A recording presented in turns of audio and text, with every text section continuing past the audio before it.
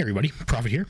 As I promised, I'm going to look into this stupidity that Phil came up with last night.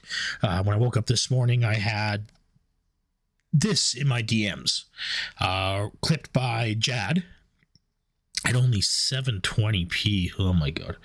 Okay, so basically Phil was Phil again last night.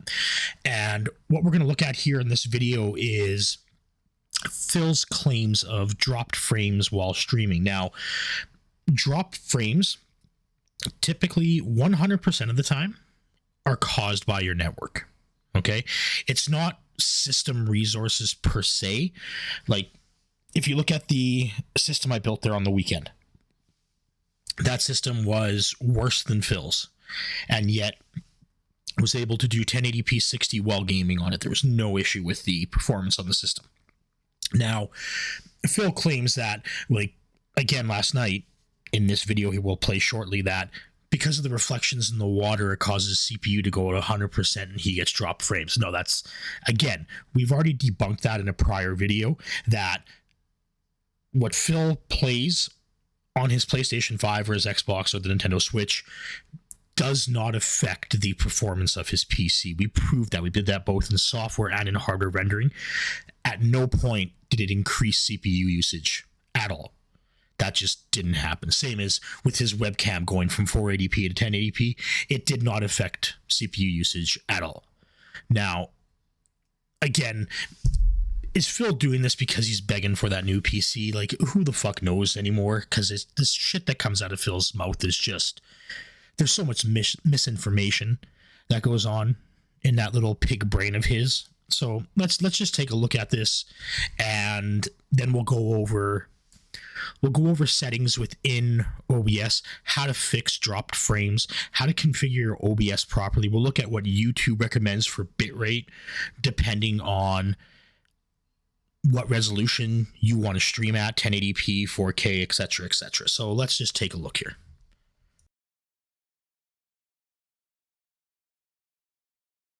Use a lot of my CPU. Yes, right now it only uses 30%, but when we start driving and all that reflection on the water hits, it goes up to 100% and then it drops frames. Does this... Now again, that's 100% a lie, okay? So let's look at this. Now I've just got a screen capture set up here. This is what we're going to use. Currently, I have the system set to stream at 1080p 60, and we'll just go over the settings here. So basically, when you set up your OBS, it's going to ask you, what are you doing? Are you going to be recording and streaming? Or are you going to be streaming? Are you going to be recording? You'll be doing both. We're not going to go through that setup. I like to manually set everything. Now, when you go through that automated setup, it will ask you if you want to use OBS's automated bitrate. Basically, what it will do is it'll manage the bitrate for you. Do not do that. The first thing you need to ask yourself is, how high do you want to stream? Do you want to stream at 720p? Do you want to stream at 1080 or 4K? Then you need to look at your internet connection, which you have from your ISP. What package do you have? Okay, now I have a 1.5 gigabit connection down. Doesn't matter. What we're looking at is mainly upload. So I have 100 megabits upload. Okay. Now, Phil, on the other hand, only has 10 megabits upload. In my eyes, Phil probably shouldn't be streaming at 1080p. He should be streaming at 720p. Now, what we're going to look here is we're going to go to the output options. Now, because I'm recording right now, I can't use the, I can't change the hardware encoder, and I can't adjust my recording settings here. As you can see, they're grayed out. But for streaming, so currently I have my video set to 1920 by 1080, 1920 by 1080 output. Make sure that these two are set correctly. Okay. When you first set up and you go in, your base canvas resolution will probably be like whatever the resolution is of your monitor. And then your output scaled resolution might be lower. Make sure that that is the same as your monitor. That way, you know you're going to be outputting at 1080p and you're not either downscaling or possibly upscaling.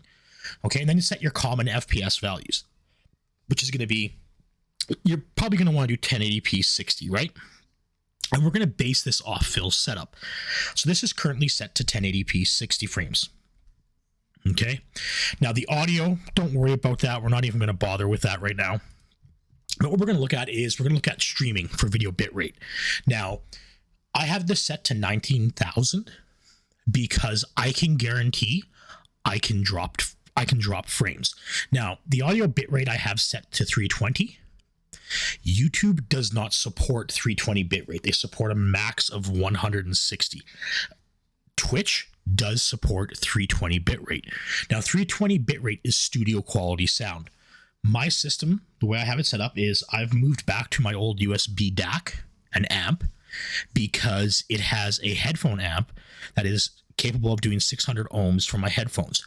I have a Sennheiser HD650, which is 300 ohms, so I could power my headset. I don't know why YouTube doesn't allow for a higher bitrate than 160. That's only CD quality. 320 requires no resources. Twitch supports it. Facebook Gaming supports it. But YouTube is at 160. It's strange, right? But I'm not going to harp on it, even though I am harping on it. But I wish YouTube would increase their audio bitrate. Now, the thing you need to understand is your video bitrate is completely separate from your audio bitrate.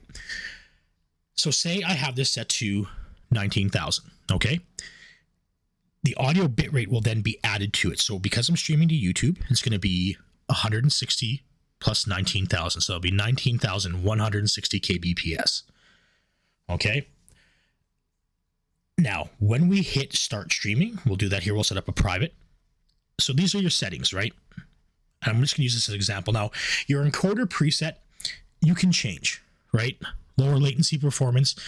Of course, this is going to adjust the image quality of your stream. And it's also going to cause issues, like, not issues per se, but the more quality that you're going to be dumping in, of course, the higher it's going to use, like the higher the performance it's going to use. Okay. Now, if Phil wants to stream at 1080p, I would recommend setting his system to low latency performance because Phil is pretty much at the max. His upload is maxed right now. Now, let's actually look at this really quick.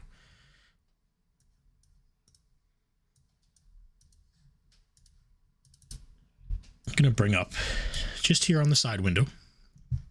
So now we've got this split up. It'll make it easier for you guys to see. And we're going to go to YouTube bitrate for streamers. Okay, so we have this right here. Now, this is right on Google's website. Okay, now these are the recommended settings that YouTube would like you to use. And I would strongly suggest in using these. So for 4K 60, 120, a video bitrate range of 20,000 to 51,000 kbps. Okay. And that would be normal, right? A typical HDR 4K 60 FPS with Dolby Atmos streaming from Amazon, Netflix, iTunes would be around 50 megabits per second. It's what you're going to want to look at. Okay. Now, we're not looking at that. We're going to be looking at 1080p 60.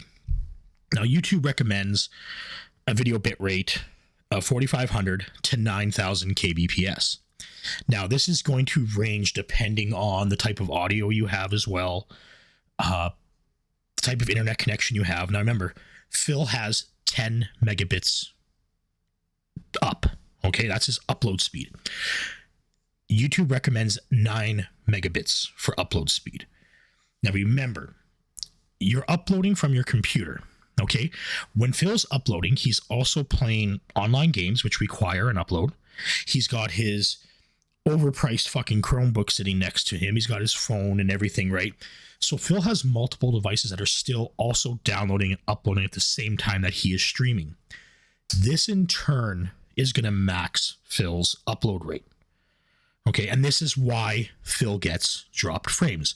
So let's hit this. Let's just start streaming. Manage broadcast. We're just going to set this to private because I don't want to go public. Just choose things that we normally would do. Everything's good. Create and start broadcasting. Okay, now let's watch down here at the left. Okay, now you can see it starts off fine. Give it a few seconds. Actually, we'll open up the stats window here so we can follow along. And all of a sudden, we start dropping frames, right? We're at 4%. It's in the yellow. It's not good. And it'll start crapping out. Now, why does this happen? Okay. So now it's in the red. Okay, we can see it down here going. It's dropped down to 11,000. The reason why this happens is because YouTube's encoder that it uses on its server is capped at about 9,000 to 10,000 kbps. So what it's trying to do right now is it's trying to match that. And in order to do that, it causes it to drop frames. Okay? Makes perfect sense. YouTube doesn't want to allow you to use a higher bit rate than what its system supports. Okay? So YouTube knows that I'm outputting at 1080p. It knows that I should not be using more than 9,000 to 10,000 kbps. So it's going to throttle it, and I'm going to lose frames. My frames are now up to 16% dropped frames. This is why Phil drops his frames. We know for a fact that Phil, because of nerd stats, Phil has his upload, his bit rate in, let's open that up again. We know for a fact, because of, like I said, the nerd stats, Phil has his video bit rate set to 14,000. He's got his bit rate set higher than what his ISP will allow him to upload at. Now, this is the problem Phil had on Twitch. Twitch caps at 6,000 kbps because they do not allow anything above 1080p 60 streaming. There's no 4K on Twitch. Okay, so now let's lower this down to 9,000. And let's start streaming again. Again, we'll set to private. Ultra low for latency. Create broadcast and start streaming.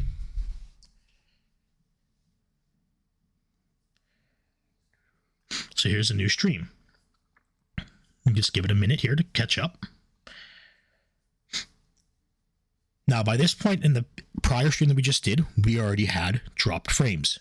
Right now, we have no drop frames, and we are in the green.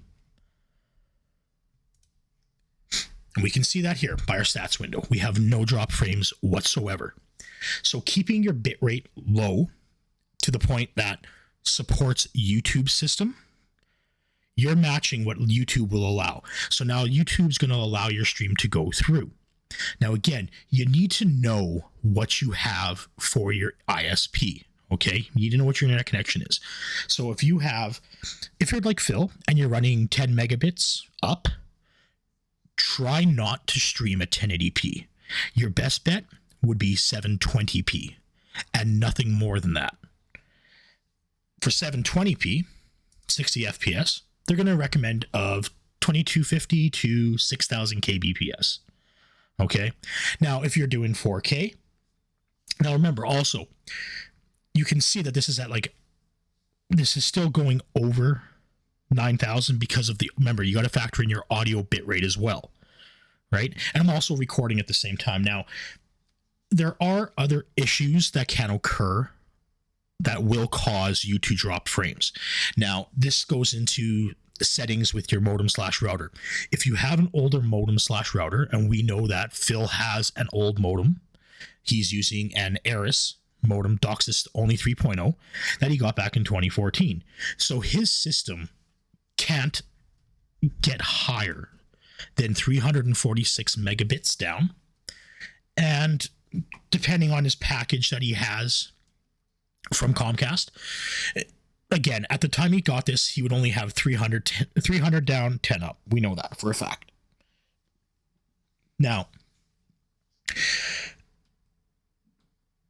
his system is his network, his modem is extremely old, okay? Let's just bring it up here. Eris. So this is the gateway that he gets from Comcast, from Xfinity, okay? And we know this. We've seen it in all the pictures and everything, right? 343 megabits up, right? His Wi-Fi speed is only a wireless N. And we know he also has a second modem for his residential internet, right? That for some reason he's got his Netgear router attached to it. I don't know why he'd be using that on the home setup instead of using this, you know, his business setup, because it's going to offer him better settings for his network. Now, what you should do is, if you're having problems with dropped frames and you know that your system can support what you want to stream at, because we've just been over those settings, power cycle the modem. That means unplug your modem for about 10 minutes, unplug the power, and then plug it back in, let it sync up, and then restart your stream and see if it gets better. The other thing you can take a look at is adjusting your MTU settings. Now, I would recommend downloading, I've been over this one before. We'll bring up a TCP IP optimizer. Now, this is from speedguides.net. Just open it up. Yeah, I don't give a fuck. Now, here's your MTU latency right here, right? Now, with your MTU latency, you can use this way. Now, I've seen a lot of ISPs in the States, AT&T, Comcast specifically, that will throttle your MTU. Now, the MTU is basically just the amount, how big of a packet will your system accept. Now, typically, you want to be around 1,500, no more than that. But I've seen instances where it will cap your MTU. Now, all you have to do is just drag this over to 100, click optimal, apply settings, make sure that your network card is supported, right? It'll show here, right? I've got my Wi-Fi and my wired NIC, and then just modify all network adapters. Make sure that's checked. Apply changes. When it asks you to restart your computer, let it restart your computer. This will adjust TCP settings. It'll allow different packet sizes. It'll disable some protocols that are not needed that may slow your connection down. And it will also adjust your MTU for you. Now, you can manually do that, and I'm not going to get into it because you can cause a lot of problems by manually adjusting your MTU unless you know what you're doing. Your best bet is just to adjust your MTU on your modem and router. That is your best setting to do. Okay, and that's just logging in with your admin account, going into, it may differ depending on your modem and everything. You'll have to find it for your modem. I can't give an example because it won't be the same for everybody out there. And then just adjust your MTU. Start at 1,500, do a ping. If the ping fails, and that's just opening up the command prompt, right? And you can just do, oh, wrong one.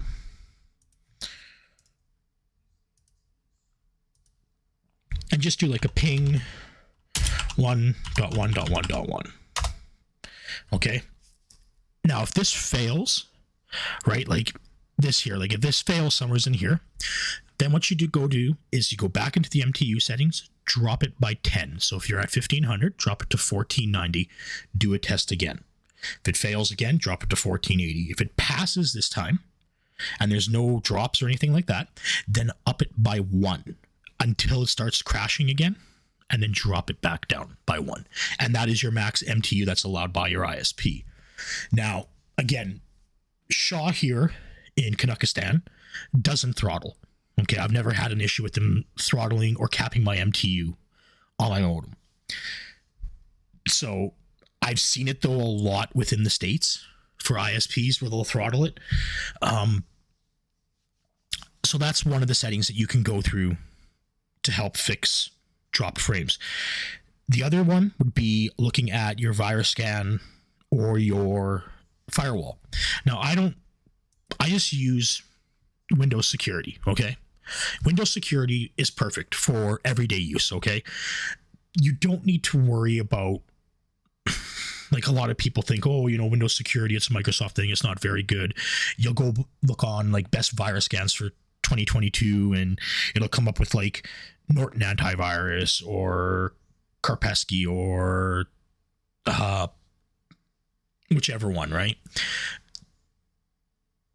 A virus scan is a virus scan. You're going to have false positives. You're going to have one virus scan might pick up a virus here, but a next virus scan might not pick it up, okay? It depends on how they support it. I've never, ever had an issue with Microsoft security on Windows 8, 10, and 11. It's always worked perfectly for me. That's never been an issue. Now, that's pretty much what you're going to be looking at. Again, dropped frames are not really going to come from how powerful your system is. Okay, like I've got a God tier system. I was able to get drop frames very easily because I know what I'm looking for. Drop frames typically have to do with bitrate and your connection speed. Those are the first things. Even if you go by, like if you go on here and you search for OBS drop frames, okay, it'll bring up OBS's forum, right? And it all has to do with networking, okay? It's all networking related. It's not your system, okay? Like I said, I built that Philgin PC. That's what I labeled the name, is the Philgin PC on the weekend. That didn't get any drop frames because I had configured everything correctly, okay? Now, that's not to say that you might have a bad network cable, your modem might be shitty, your network card might be damaged. You can update the drivers for your network card very easily, right? Just find out what network card you have. And I've got my Wi-Fi and I've got my wired NIC. I'm using the latest driver, which is from March 5th, 2022. And if you want to get a new driver, again, I use station drivers all the time. This is what I go with. This is my go-to driver. No pun intended. Just open up drivers. See, we have a bunch of new drivers today. This is the first time I'm checking this. So there's a new Intel Wi-Fi driver here. New Bluetooth driver that's available. And there's also, like yesterday, there's a new Intel MEI driver. Okay. Now, these drivers typically will not be listed on, like, say, Intel's website or Realtek's website, depending on who you have for a network card or for a Wi-Fi card. This site is specifically designed to find the latest drivers that might not even be available yet, that might be in testing. Okay. And it'll tell you if the driver's in beta. These are WHQL, so these are certified by Microsoft. You don't have to worry about any issues that's going to occur. I'm just opening this up here. Go down to network connection software.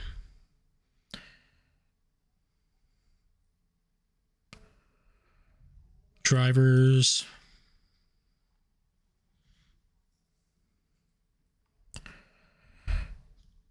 '27 series.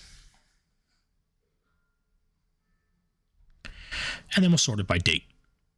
I think it's 27.6.1, I believe, is the latest. Yes. So that was released on September 2022, September 13th, just a couple days ago. Download the file and then just manually update your driver. That's very easy to do. Just go to network adapters. Once you extracted the file, open up your Ethernet controller, choose driver, update driver, browse, and point it to the directory where the driver's been downloaded and update. After you do this, though, I would suggest rerunning that TCP IP optimizer, let it adjust your settings for Windows, and then test your stream again. Now, remember, Phil's issues are 100% caused by his shitty PC, or not a shitty PC. It is a shitty PC. It's not shitty, it's just set up poorly. Phil's issues are 100% his internet connection. Okay? He can't do what he wants to do with it. His internet just, even if he got a new PC right now and he configured it the same, he would still get drop frames. His system will still pixelate because he's going to overuse his upload. And then his internet's going to throttle and YouTube's going to throttle him back because he won't be able to sustain that. So I hope this has been informative for you guys. Phil won't give a shit. Of course not, because Phil's a full-blown fucking retard. Now, I'm going to try to do a couple more videos here this week. I want to do one based on today's shitty fucking podcast where Phil went into his audio on how he's wearing those toilet seat headphones, right? And his PlayStation 5 doesn't do surround. Just got a little hint for you. It does. Phil's just got it completely set up wrong. I want to do a video covering that. I want to do a video also covering the USB DAC and amp that he has, that of course he's purchased it for $150, but there's no way that his setup can utilize it. So it was a waste of fucking money. And then again, Friday night, we're going to be doing the Friday night fights restream. Again, I want to apologize for last Friday because I did lose internet. I do want to do a video here too, because I have some stuff to go over in regards to that, because I still have the business line and the home line. Shaw hooked me up here so I can do a video on it. And just to show the differences, basically there are none except for the support package. So we'll go over that too in another video here. I want to do that this week. It's just I'm going to have a really busy week here. I promised the guys on Discord that I would get this video done here for bitrate so that it can help people get their stream set up proper. And we'll go from there. Now, again, I want to thank you guys for subscribing. If you haven't subscribed yet, hit the subscribe button, hit a like, and we'll catch you guys in the next one.